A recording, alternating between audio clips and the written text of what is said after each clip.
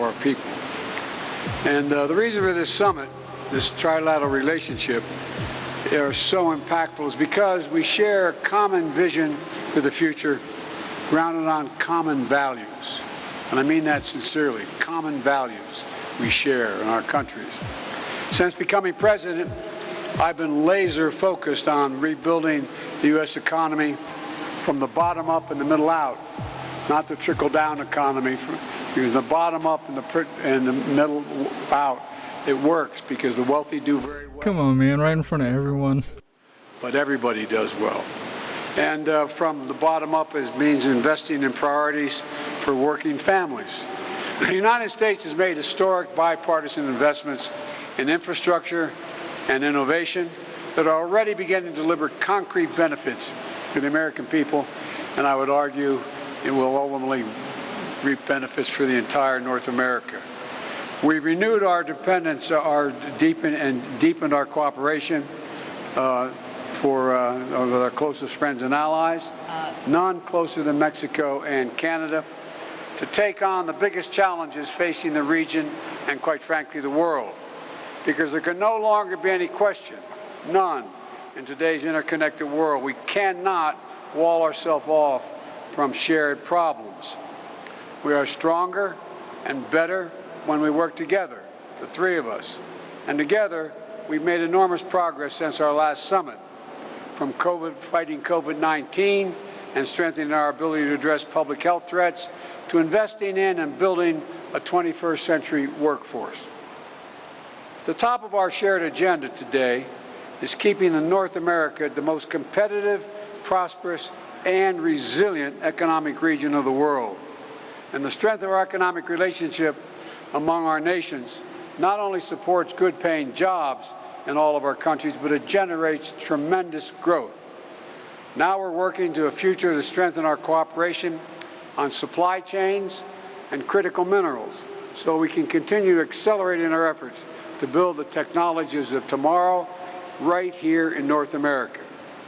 This summit also builds on the continual consultation and cooperation with one another to take on the challenges that impact all three of our nations.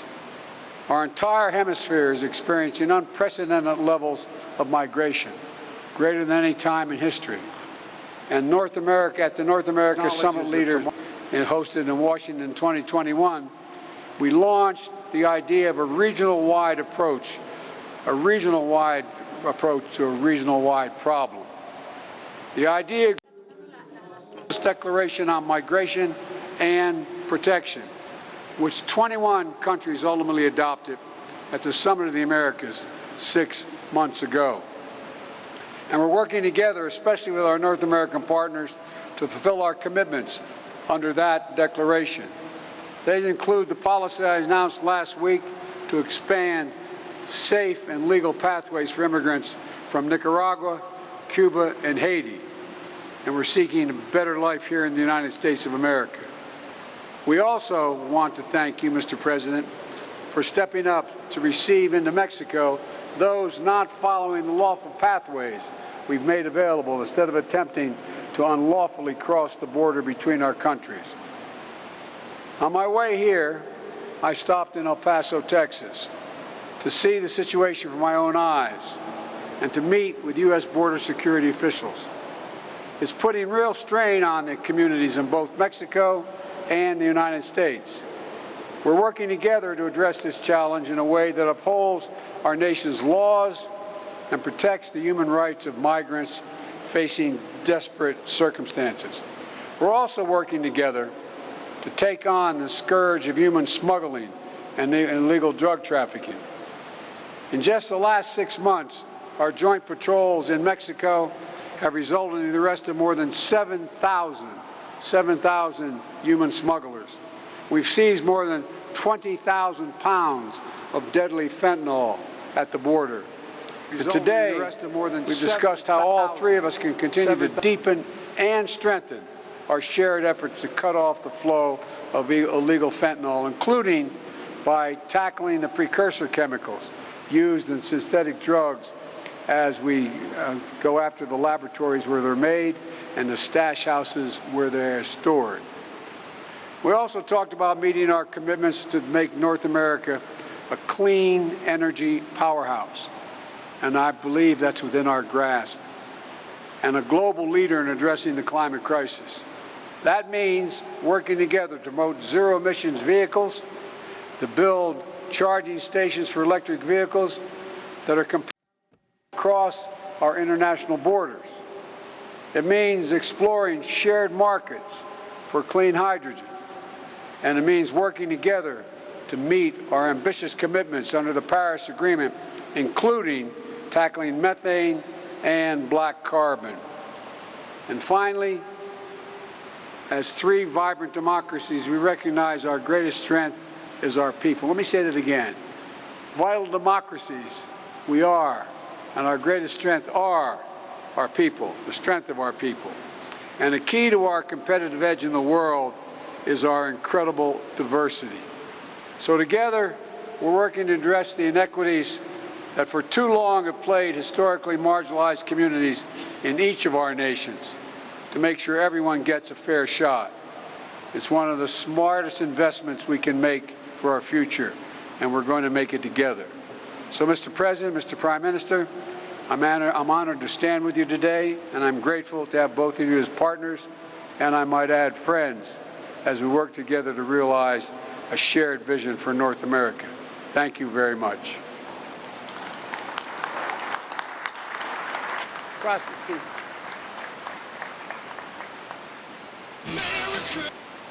Hace uso de la palabra el excelentísimo. Let's give the floor to His Excellency, Prime Minister of Canada, Justin Trudeau. I was wondering if they're going to show the whole speech or not. The White House, you never know. Mi amigo, thank you for having us here in Mexico City. President Biden, my friend, thank you for all your hard work and your valuable insights at today's meetings. As a continent, we are unique. We are three large democracies committed to freedom, human rights, equality, and creating real opportunity for everyone. We share deep ties as friends and trading partners. Au cours des 30 dernières années, during these 30 years, the economies of Mexico, US, and Canada have become closely tied because of NAFTA. This trade agreement helped our economies grow and created millions of good employments, and the trade amongst our borders drew investors from the world over. Competitive in the world. It's really smooth and easy to follow along. We are home to 500 million people. We have an extraordinarily strong innovation ecosystem. Our combined GDP is larger than that of the European Union.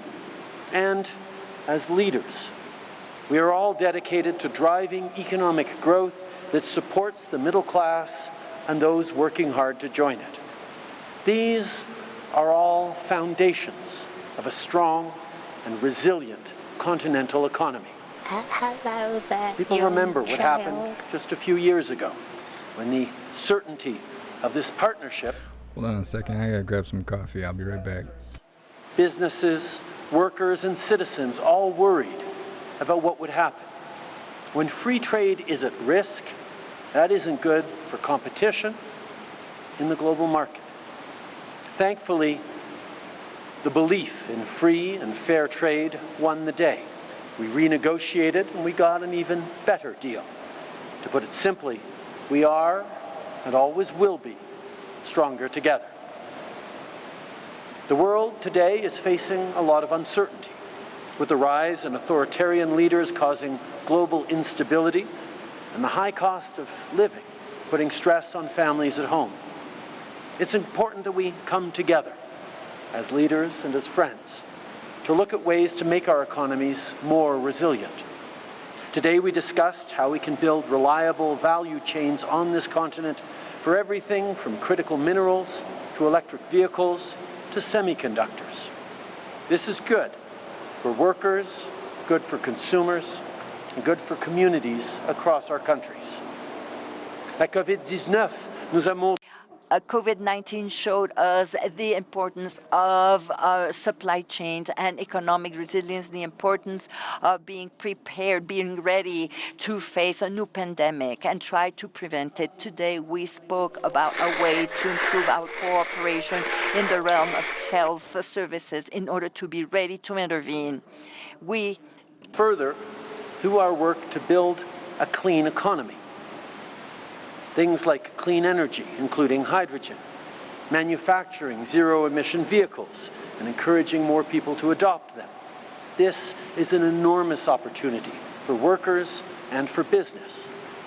On doit tous prendre part à la We should all be part of climate action. Government and private sector should work together to attain the 2030 goals and objectives. These goals are not only about reducing pollution to get to the Paris objectives. They have to do with our engagements to preserve 30% of our lands and oceans in 2030. In COP15 in Montreal, Canada, convened the countries around the world, and we reached a historic agreement. It sounds like it's this lady's first day translating. For the health of the economy. Mexican and American friends committed so strongly to protecting clean air, clean water, and a brighter future. Canada is also pleased to see all three countries take steps towards building a more diverse, equal, and inclusive society. A society where there is opportunity for everyone, where women and girls are politically and economically empowered, including Indigenous women and girls, where the benefits of growth are felt Is women and girls different now? across the economy. By doing this, we create a more stable, prosperous, and equal future. And we build economies that work for all North Americans. We made progress on a lot of different things today. I'm trying not to talk all over this, but you hooligans are cracking me up. As North American leaders, we recognize the roles our countries play in being a source of stability and security, not just in the region, but around the world. Ce sommet a été productif. This summit was extremely fruitful. We were able to reiterate our vision and the force of our partnership. Coming year, and I look forward to hosting you both in Canada for the next North American Leaders Summit. Thank you. Merci. Gracias. What's up, Trigger Crazy? Thank you so much, Red, for that $10 donation. I appreciate you. Thank you so much. And thank you so much, IB4, for gifting 5 memberships on YouTube. I appreciate it. Thank you. The United Mexican States. The United Mexican States, what's that? The participation of President Biden and the Prime Minister of Canada, Justin Trudeau. And also the participation of their respective wives, Jill, Dr. Sophie. And I also want to thank their delegations and teams. The mere fact of being here together today as good neighbors in this environment of respect to look for the well-being of our peoples in a joint manner is in itself a very important historic event, a true happening. Nonetheless, I wanted to highlight that we've agreed on strengthening our economic, trade, commercial relations. And for that, we're going to be creating a joint committee aimed at planning and substituting imports in North America so that we may try to be increasingly self-sufficient in this part of the world, and to turn development cooperation into a reality, as well as the well-being of all the countries of our continent. We want that to be a reality. The United States, Canada, and Mexico will propose, each one of those countries will be proposing 4 members for the formation, for the creation of this task force, of this committee of 12 specialists that not only know this issue we are going to be working on, but they will also have our absolute trust to motivate, to persuade, and invite the business community, workers, public servants of all 3 governments, and to convince them about the importance, the transcendence of being united in North America, and for us to be able to seek from here on this unity in everything we do throughout the American continent. On the part of Mexico, in this group, we are going to be represented by Foreign Minister Marcelo Ebrard, Rogelio Ramírez de la O, Finance Minister of Mexico, Raquel Buenrostro Sanchez, who is the Secretary of Economy, and Alfonso Romo Garza, who represents the business community. He's an independent businessman, Mr. Romo is. And we also discussed, as a priority issue, economic, commercial, trade integration, as I have already expressed, of the entire American continent, and the well-being of the peoples, and the new relations of cooperation. Do we have a fact checker on our signing lady? Oh, now it's buffering. Good Lord. Hegemonic interventionism. Let me do a set-aside here to express my acknowledgement, my recognition to Prime Minister Trudeau and President Biden for the way The translation is pretty funny. solidarity in which they've acted, in which of democracy. Our support for President Lula of Brazil. We have to. It's weird that our signing lady will stop and theirs won't. Oh, see, now we got the opposite happening. Maybe one's quicker at throwing up gang signs, I'm not sure. To be able to accomplish this, that is in equal footing, for us to be treating each other as good neighbors, economic allies, and as friends. We, of course, will be helping to turn this dream into a reality. And we are very enthused at the certainty that this is something we can accomplish. Peace is the result of justice. Saying a whole lot of nothing. Social problems cannot be solved only with coercion measures.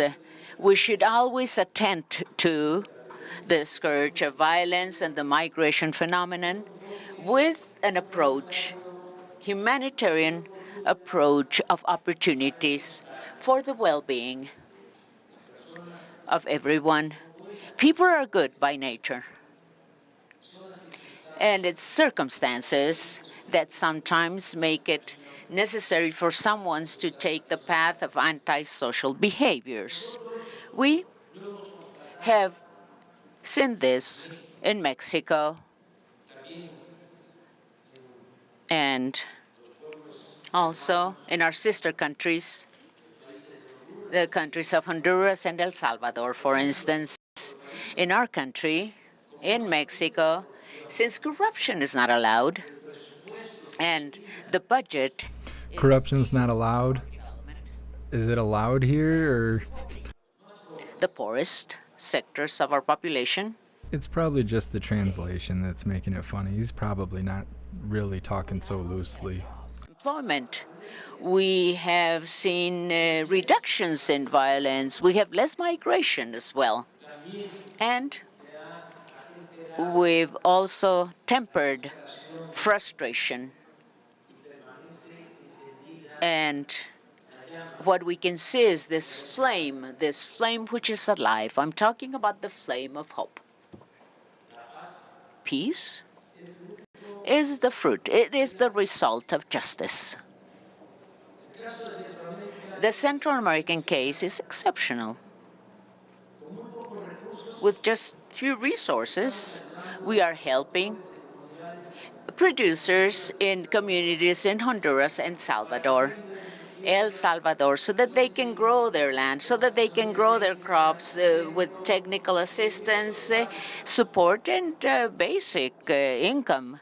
And in those towns where we are applying those actions, particularly the program we call Sembrando Vida, which means sowing life, and Youth Building the Future program, we've not just seen a reduction of people wanting to migrate to the United States seeking opportunities of better living conditions and jobs, but for many young people of those countries, crime has stopped being the only possibility of survival and the only way to move forward in life. The migration issue, as many other issues, as discussed in a very broad fashion, and we reached important agreements among the three countries for the benefit of our peoples, as you will be able to see, as you will also be able to know, through a communique, a joint communique that we have that will be provided to you. It's kind of a culture shock to be an American and watch a president say that his people want to leave his country and come to our country because his country is full of corruption and crime. That's weird. You would never hear our president say that, no matter how true it would be. He would never openly say that. Temporary working visas for laborers, workers. This program is already benefiting 25,000 men and women, 25,000 Mexicans. This is a path to follow that is orderly migration. Prime Minister Trudeau is a great ally of Mexico. He looks like Stewart the way he's standing there. Look what I can do. For maintaining with Mexico a relationship of cooperation, of friendship, sincere friendship, sir, of respect for our fellow men who live and work in a very honest fashion in the United States, who are not harassed. They're not suffering rates, as it unfortunately it used to happen in the past. We have said this, and I repeat it today. I insist on this. You, President Biden, you are the first president of the United States in a very long time that has not built not even 1 meter of wall. And that, we thank you for that, sir. Although some might not like it, although the conservatives don't like it, in a very special manner, I also want to say that I have requested, in a very respectful manner, of President Biden, I have requested on insisting, and I know that this is not a simple issue or matter, but it's fair and very just. This is a really weird gathering. And they're putting like really weird, snarky remarks in their statements. They all are just putting little sprinkles in there, rubbing it in people's faces. Their alternative motives and whatnot. to regularize the migration situations of millions of Mexicans who have been in the States, working, living in the United States, and contributing to the development of that great nation, which is the United States of America. I have reaffirmed that President Biden is a man with convictions. The translator is killing me right now, stretching those words out. Guarantee to ensure, as many others, men, women, in the United States and throughout the world. And the Statue of Liberty. Come on, hooligans, you gotta rack those likes up. Less than half have hit that like button. Come on, let's boost that live. Thank you so much, IB4, for 5 more memberships over on YouTube. You're awesome. Thank you so much. Great poet Carlos Pellicer, my master, my teacher in 1930, he said, You guys got me cracking up. It's hard to even speak. the wish of freedom, of liberty, is the biggest The whoosh of freedom? I've never felt that. materialized that is in the heart of humans.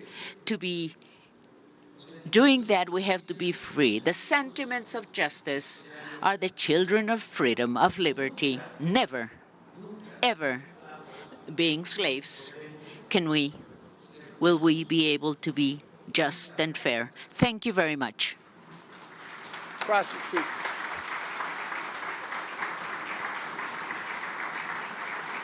Sniffing glue. Only you can hit the like button. Now, Saying. Appreciate you being here.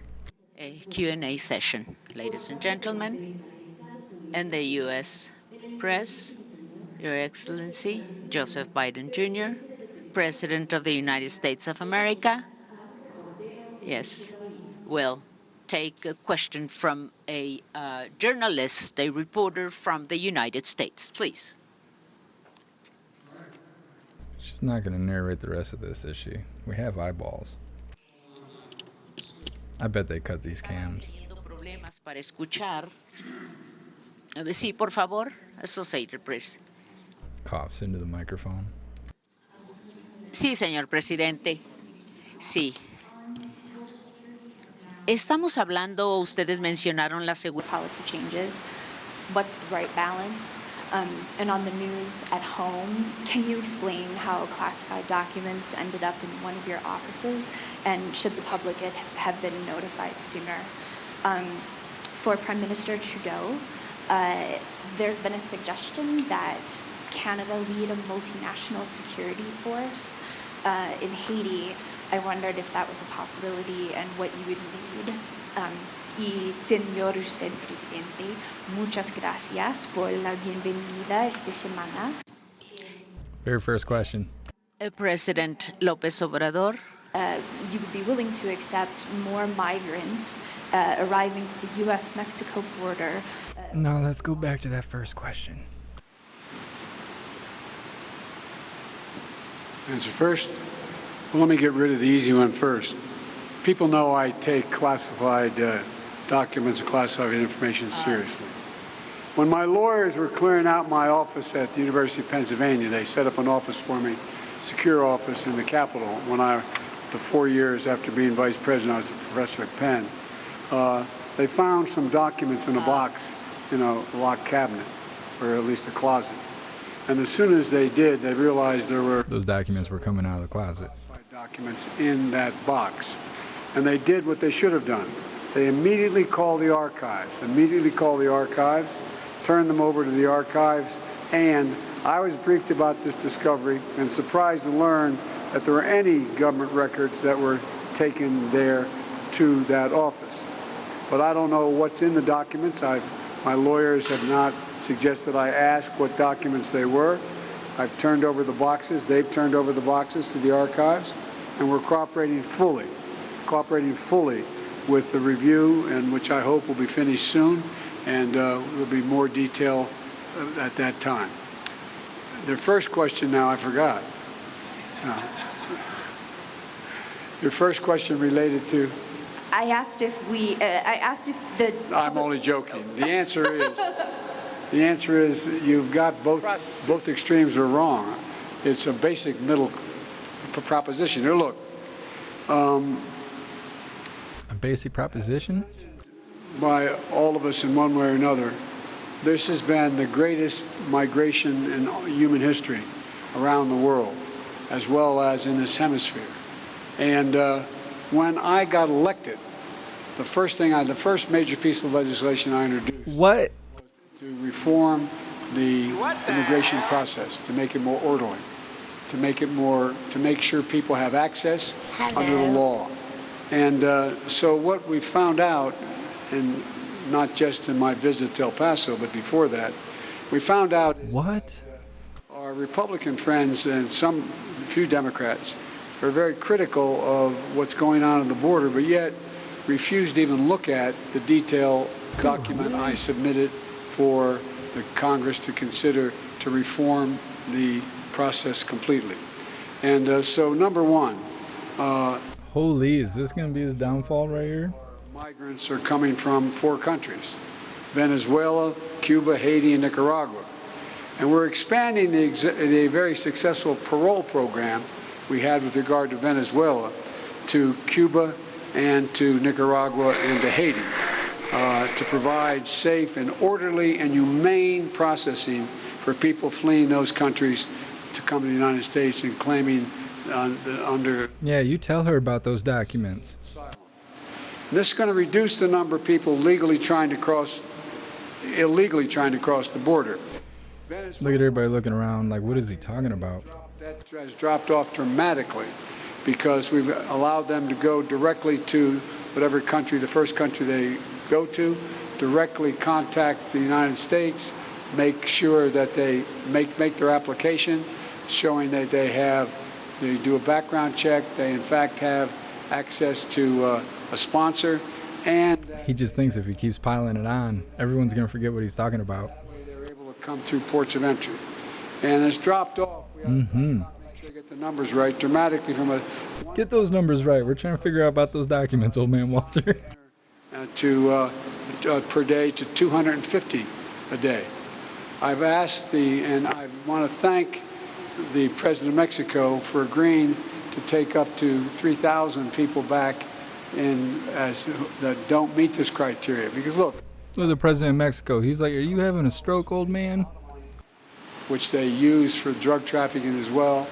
People have to make it through jungles and a long journey to the border, and many are victimized, not only in terms of what they have to pay, but victimized physically in other ways.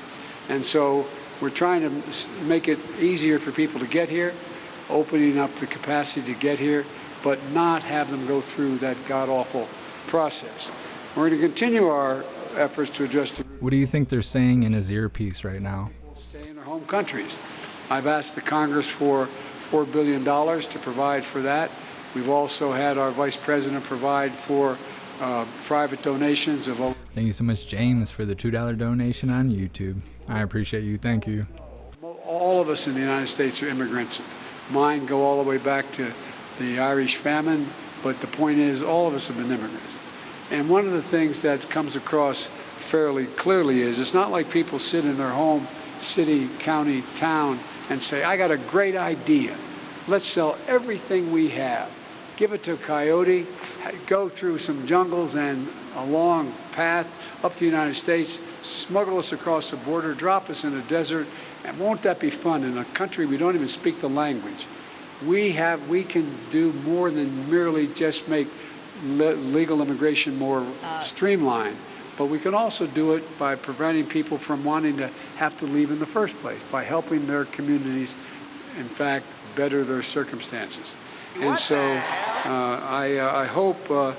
I was going to cut all this into a short, but he's taking it too far. It's not going to be a short anymore. Labor movement, which is an unusual coalition, and a whole range of people. The point here is that my Republican friends in Congress should join us. There's no one there to get him back on track. He's just off the rails. A lot of time talking about it.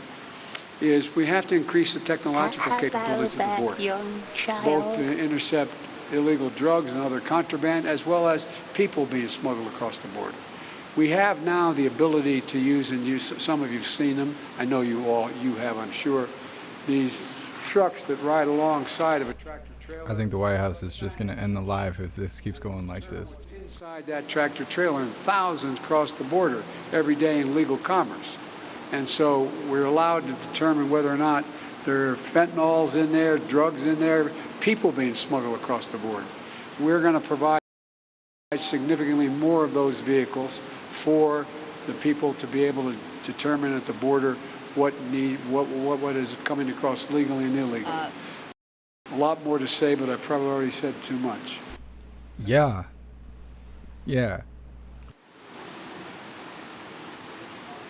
What now? Where we go from here?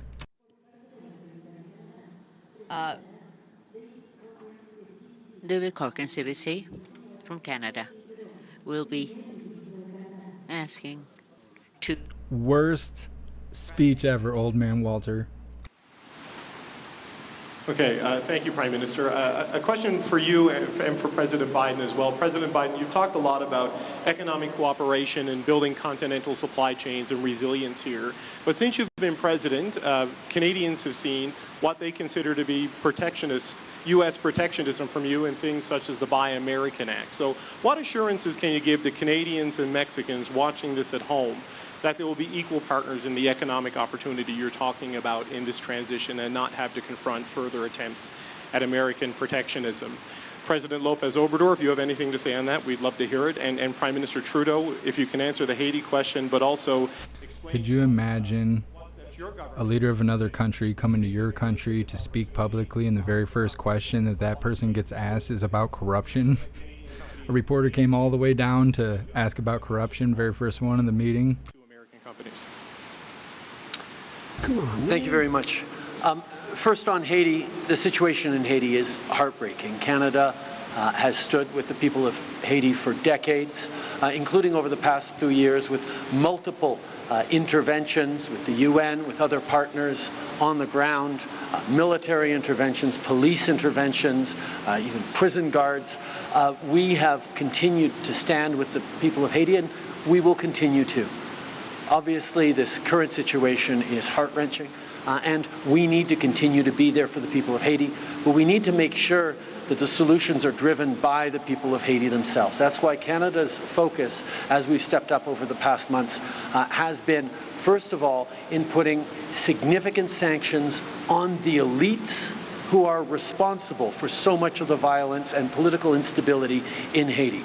A handful of small, extraordinarily wealthy families in Haiti have been causing much of the strife because of political and pecuniary interests, and that is why the sanctions that Canada has put forward are causing significant impacts on the ground.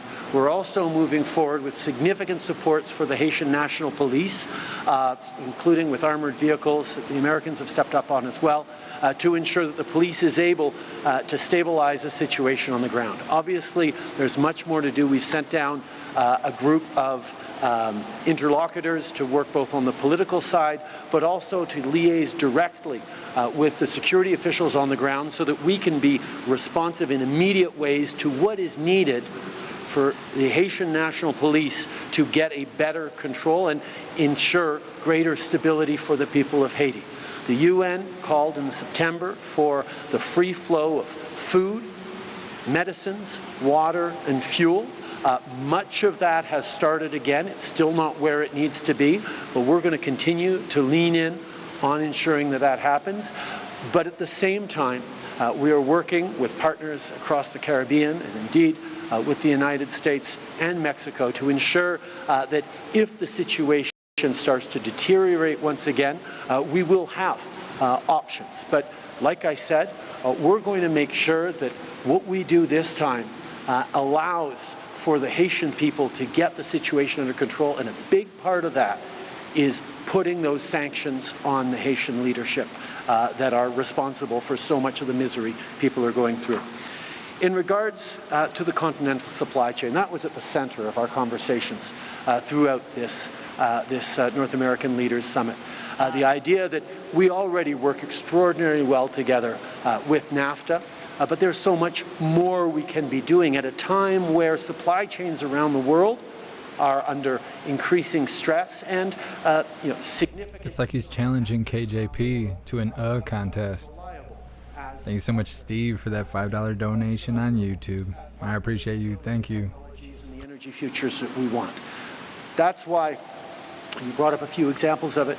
Our critical minerals approach, a strategy that we just released a few weeks ago, is focused not just on mining the critical minerals that Canada has, that North America and the world needs in responsible environmental partnership with Indigenous peoples, doing it the right way, but also the development, the processing, the transforming into batteries, the transforming into technology that goes along the value chain as something that is important for Canada. And yes, it's something that we're continuing to look at. That's the same thing with electric vehicles, where we're building electric vehicles with our partners in Mexico and in the United States. But Canada, again, from the critical minerals that go into the commie cars batteries themselves that we're starting to build, to the steel and aluminum that is amongst the cleanest in the world being developed in Canada, to the technology, the innovation from AI to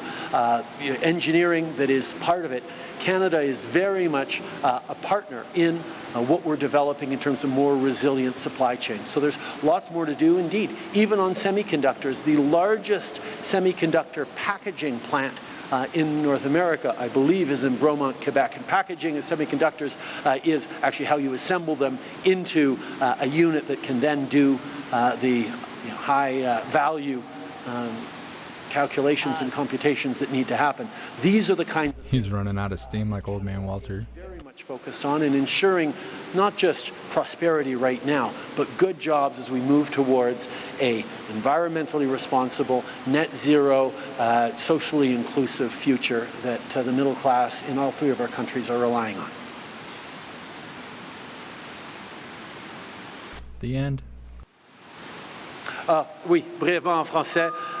Briefly in French, in regard to Haiti, Canada has always been there to help the Haitian people, and we are working with our partners in the region to guarantee better solutions for the Haitian people. We have laid sanctions against the elites. We are helping the national police in Haiti. We have had good exchanges, good dialogues with our partners in the U.S. and Caribbean countries. Thank you so much, IB4, for gifting another 5 memberships here on YouTube. You're so awesome building the community over here by yourself. My goodness. Thank you. In regard to the economic integration and the competitiveness. If you guys are claiming those free memberships, make sure you shout out IB4. That stuff ain't free. I appreciate you, IB4. And the ones we're going to develop to produce the necessary technologies, or in regard to any other technologies, in order to work together, because we know that North America can. Come on, White House. You ain't got to buffer the live. We know.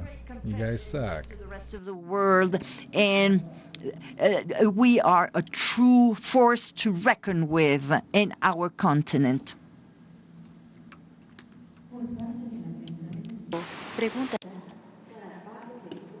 Sarah Pavlov of the Formula Group will pose a question to the constitutional president of the United Mexican States. Yes, good afternoon. What does that even mean?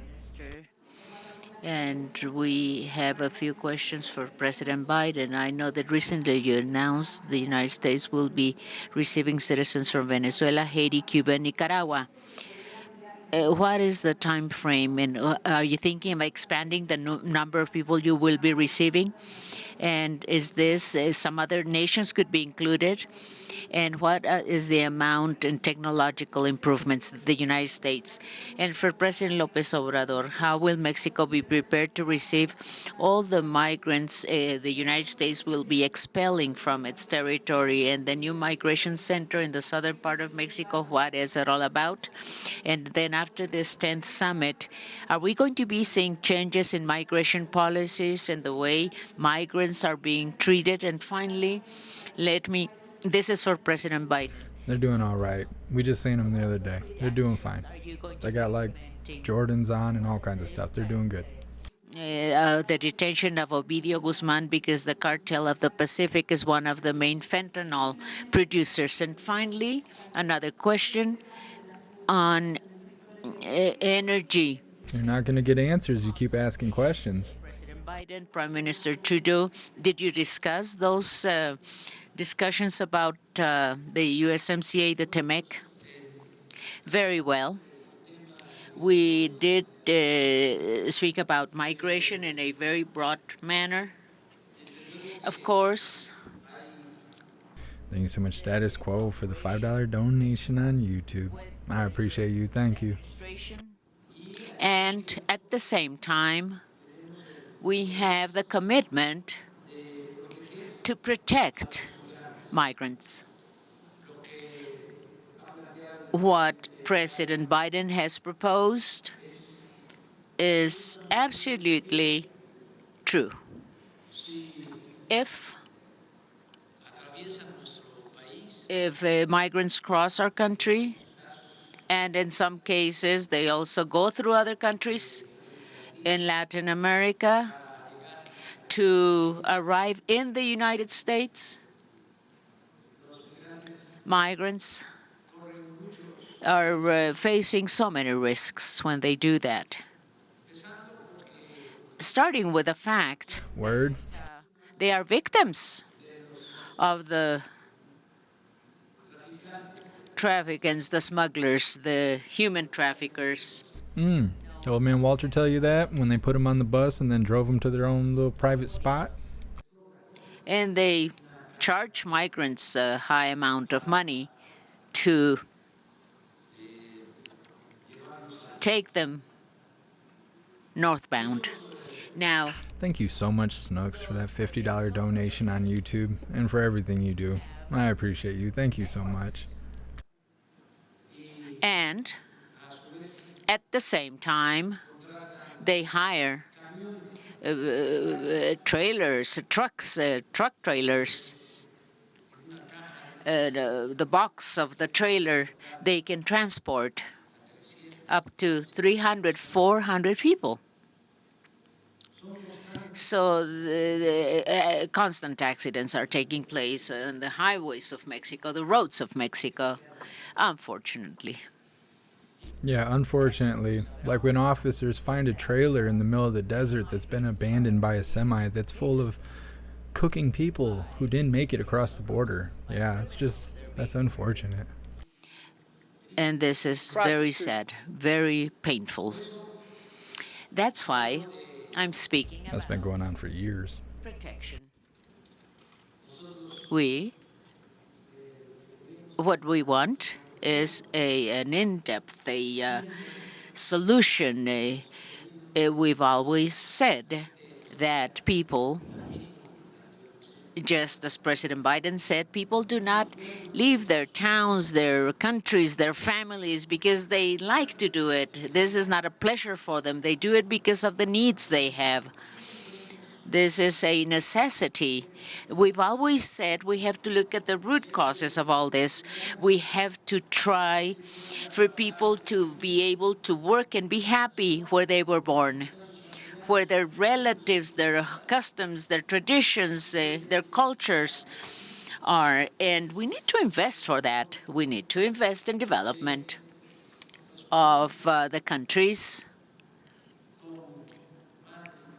with more inequality and poverty. Because migration has to be an optional thing, not a forced situation. However, in the meantime, because we're, of course, doing everything we can to accomplish this, Mexico, with just a few resources, is helping. I have already mentioned that.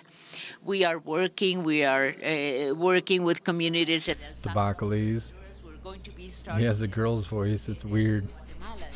As well. It's the stretching out because she's trying to listen and then convert it in her head and then say it in a different language. So there's like that delay where she's stretching her words. That's what's throwing me off. Makes me feel like I'm having a stroke. For those that are forced to migrate and leave their communities. Thank you so much, Red, for gifting 10 memberships over on YouTube. I appreciate you. Thank you so much. In the southeastern part of Mexico, any migration center, we're not thinking of that. What we do is help with shelters, with healthcare services, with food services as well.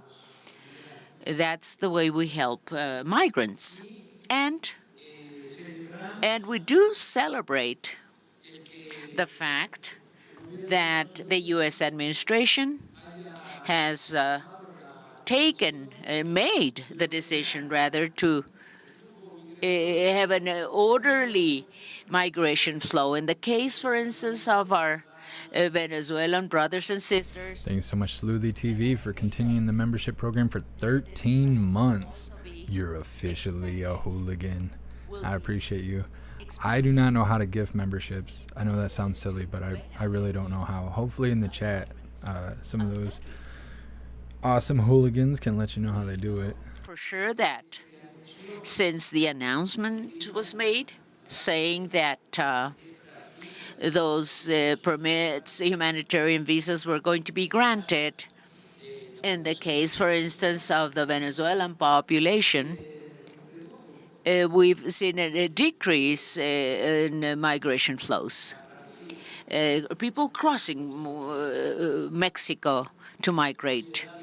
This has been a considerable. Her voice quivering is just this was announced getting me. in the United States, and this was made public everywhere, saying that 24,000 humanitarian visas or permits were going to be granted, and that the formalities had to be covered, the paperwork, although there are some requirements that have to be met. People decided to do it. So what happened was that a new path has been opened. It didn't exist before. Everything was arriving in the United States, risking everything, risking people's lives, of course, at the risk of their own lives. Now that this mechanism has been approved, people can file their own request. And this might take time. However, there's hope. A hope that this purpose is going to be accomplished, the purpose of going to the United States to work, to live. We celebrate this. And we think that, I insist, what Canada is doing is also the right thing to do. And I was talking about our own experience as well. And you can look at data. It's there for you to look at. Because of circumstances in the past, migration corresponded to the sister countries of Central America. Those were the main migration flows from Central America. But for a long time as well, Mexicans migrating who were going to look for a better living standard, who were going to look for a job in the United States. And just imagine, there are 40 million Mexicans in the United States. 40 million who were born here in Mexico, or they're the children of people who were born in Mexico. Now, what have we been able to accomplish? With all the support for well-being, we've reduced the number of Mexican migrants. Yes. There are less Saying a whole lot of nothing. abandoning Mexico. Thank you so much, IB4, for gifting another 5 memberships over on YouTube. You're awesome. Thank you. Because out of 35 million families, 30 million families of Mexican families are now receiving at least a program.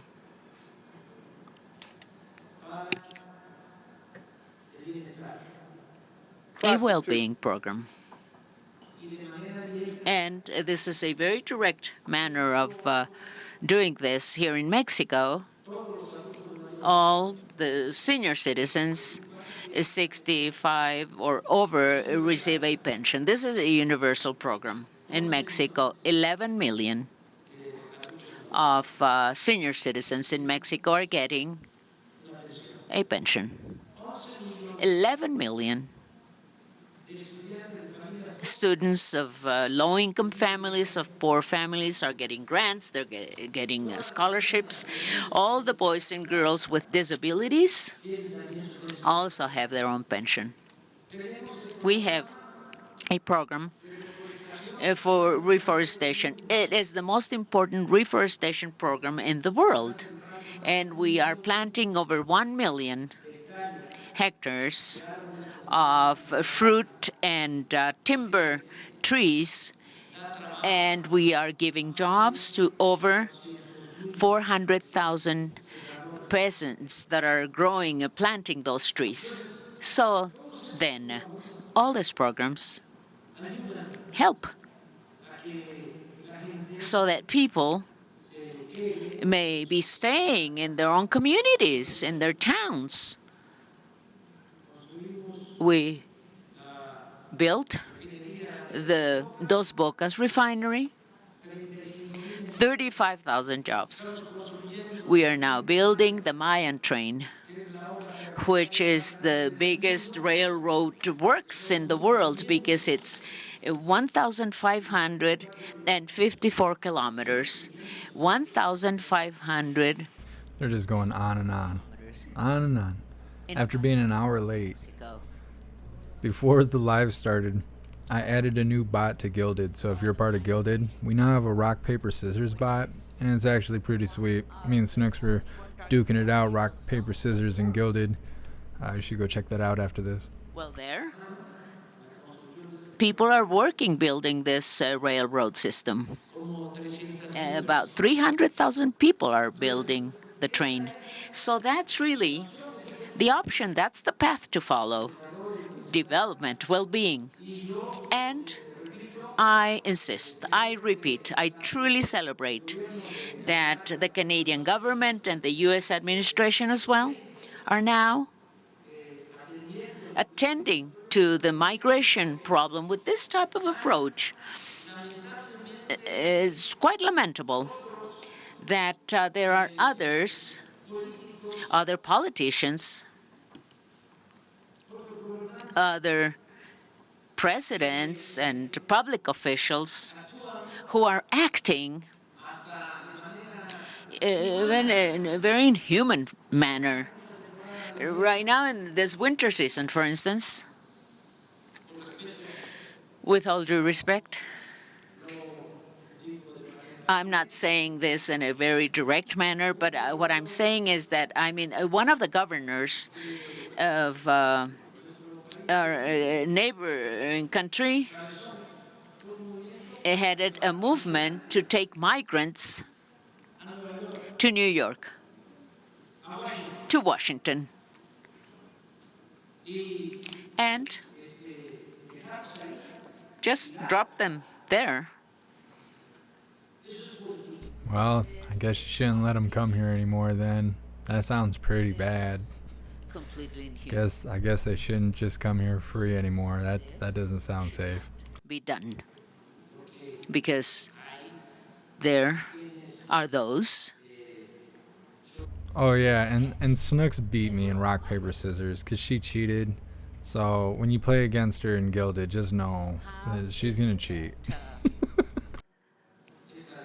that great nation, the United States, was developed. Wait a minute, I think she played Red, and she beat Red too. Red will tell you. He'll tell you. So then, we have to continue. What's up, Hydrodynamic? Look, Oh, I don't take them, I give them. No, what do you want the poll to be about? for instance, also in the case of violence, we have to look into the root causes of violence. And also in the case of our country, youth were never cared for, no services for young people. The only thing that was done was call them young people who didn't work, who didn't study. This is a discriminatory labeling for youth. They don't study, they don't work. Ninis, they were called in Mexico. They don't do one thing, they don't do the other thing either. So no one was ever caring for our youth in Mexico. All those young people only had, the only option they had, was to migrate. And many migrated, acting in a respectful manner, a very responsible fashion, and others as well were trying to make a living because they didn't have any other opportunities, so they made a living in what we call the informal economy, which is, making a living out on the street, no matter what. Whichever way you can make a living without falling into illicit activities. However, unfortunately, many did go into the path of antisocial behaviors. Antisocial behaviors.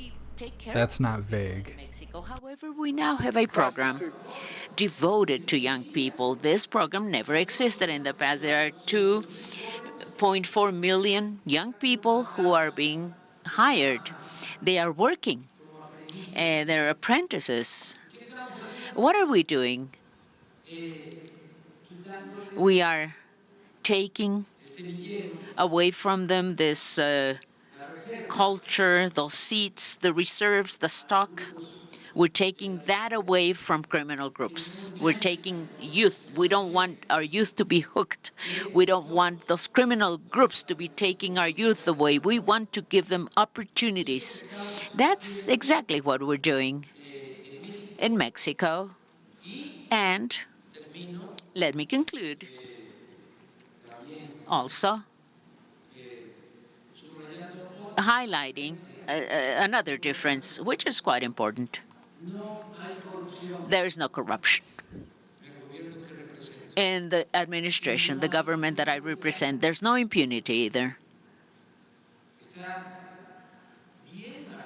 We have painted this line that it is very clear. Is one thing and the authority is a different thing. There's no criminal association or partnership as before.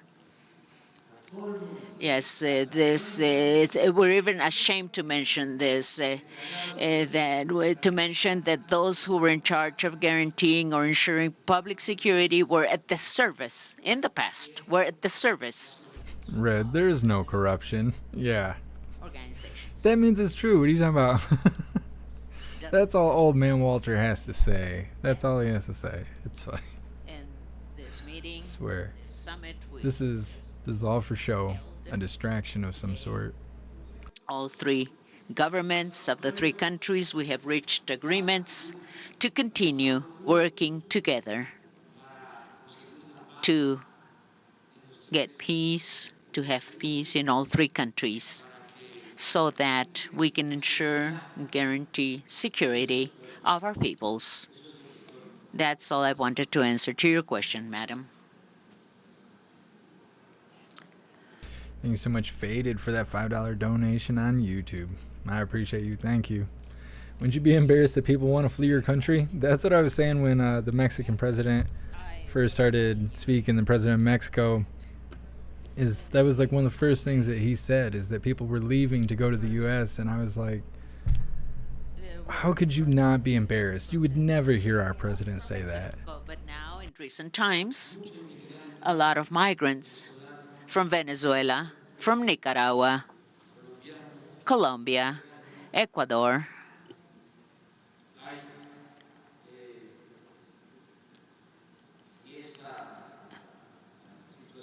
we do have a situation. It kind of looked like they didn't translate the end of that. There are changes in places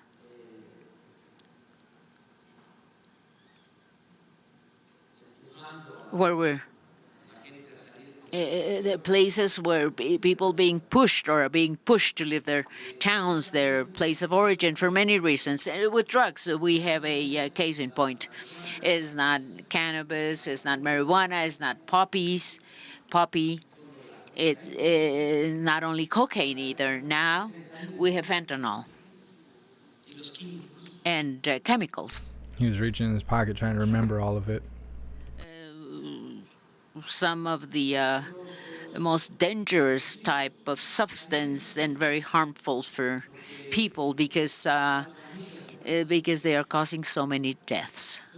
So then, we're working on this in an organized manner. In the case of Mexico, this led us to make all the ports and the customs offices to be controlled by the armed forces in Mexico. All the sea customs office, because fentanyl and other chemicals come from Asia. And they are processed in labs. And we are avoiding the entrance of those chemical substances, and we are destroying labs.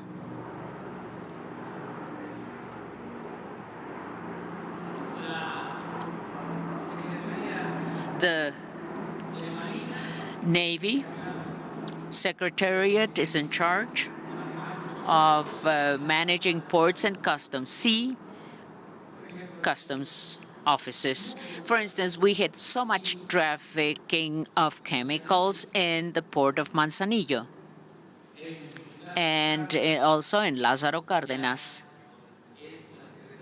Now the Navy is in charge of controlling those customs. And all the customs, the land customs offices along the borderline, are now under the responsibility of the Ministry of Defense. National Defense Ministry. The Ministry of Magic, like in Harry Potter. Fentanyl and those chemicals. And we're doing this because we care. Nothing human is alien to us. We truly care, being able to help. That's a weird way to phrase that. Be of help. The situation in the United States, deaths because of overdose of fentanyl. And but just as we discussed, nothing human is alien to us. What? Not only an issue of the United States.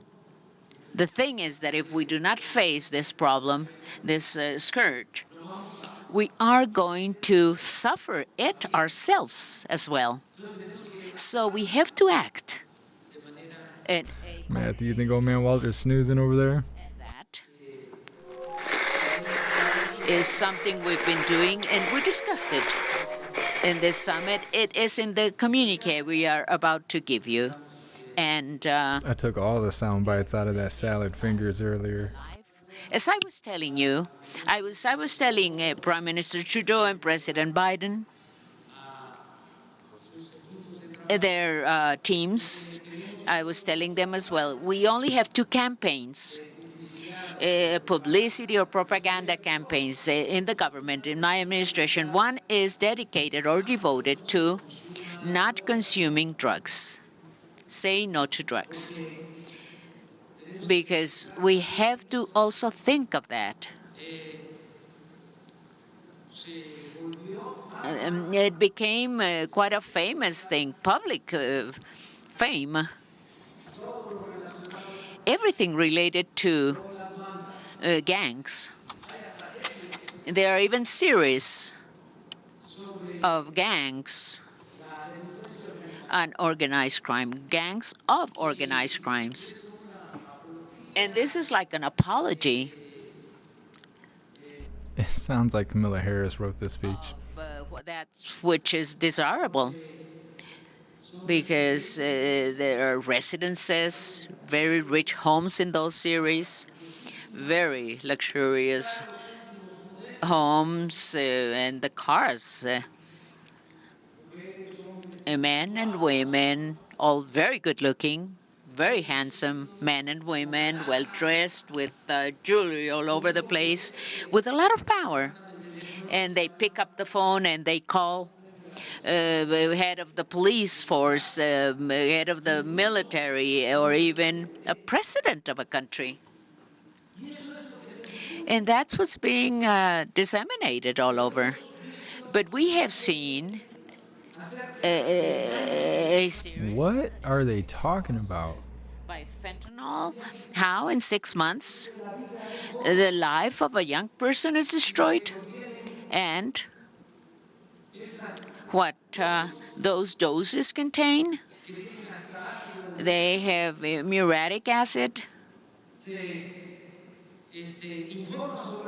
Do people inform about the situation? Do people let other people know about this? No, of course not.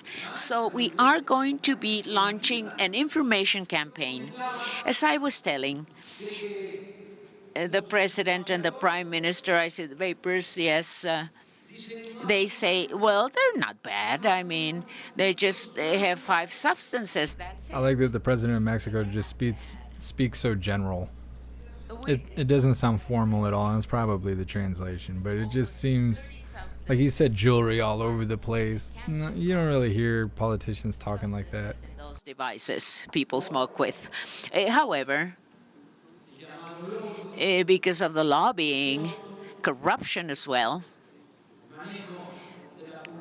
the publicity or advertising management, then this is being allowed.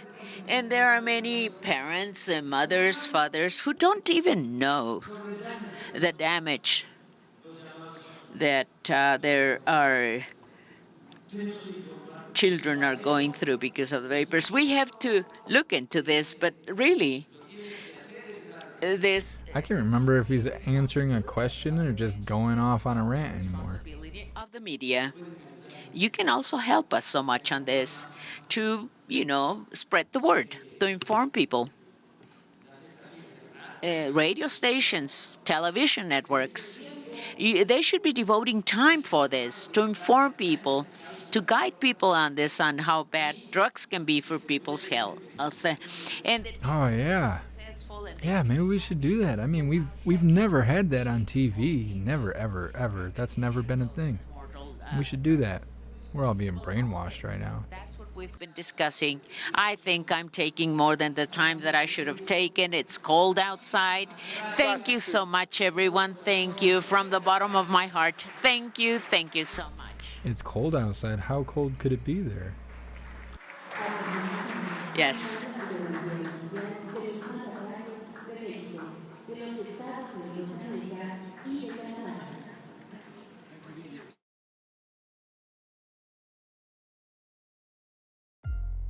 Okay, just abruptly end it. Sure, that'll do. That'll do. I'll be cropping that up. Old man Walter, so foolish. He didn't even, I'm gonna have to watch it again when I crop it up. He didn't have an answer for that reporter's question about those documents. As far as he didn't take us to the kitchen table. We'll talk about some breathing room. I don't know, top. I can't even say it now. Top or bottom. All right, hooligans, we're getting ready to do the Pledge of Allegiance. Whew. Trying to figure out my schedule here. Been sitting here since 4:45 waiting for that. Oh man, Walter. All right, hooligans, let's get it. Oh, here. This is what I need. Oh, much better. Much better. Let's get it.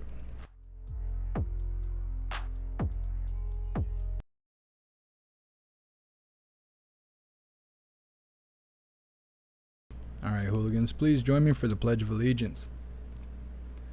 I pledge allegiance to the flag of the United States of America and to the republic for which it stands, one nation, under God, indivisible, with liberty and justice for all.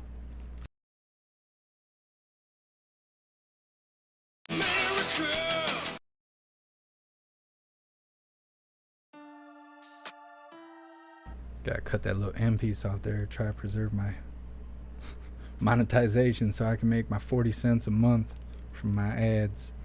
I appreciate you guys showing up after Old Man Walter was an hour late, but he did not disappoint. He sounded so foolish, and I'm going to be crapping that out and posting it, so you can go ahead and expect that. If you haven't joined Gilded, please join Gilded. We got the new rock, paper, scissors bot. I know that sounds really simple and silly, but it's actually a lot of fun. You should go check it out. Gilded is also the best place to be notified every single time we go live, no matter where we go live. We will post notifications for important information, things like that. There's a news board for you to stay up to date with everything going on around the world. There's tons of hooligans to talk to. It's the place to be. And if you guys write in my comments that you missed the live because you didn't get a notification, I'm gonna say that to you. So just go ahead and join Gilded right now while we got the new bot out there, fresh and hot and ready to play. And I'll see you guys in the next live. Big shout out to everyone that made donations, joined the membership program, or purchased any merch. I appreciate all of you, and I would not be able to do this without you. So thank you guys so much for all your support, and I'll see you on the next live. Until then, stand tall, shine bright, and that's a wrap.